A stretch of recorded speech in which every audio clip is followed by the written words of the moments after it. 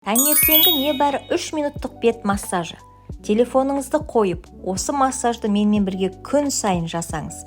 Артық сұйықтықтың азаюына көмектеседі. Бастамас бұрын, міндетті түрде массажға арналған май жағыңыз.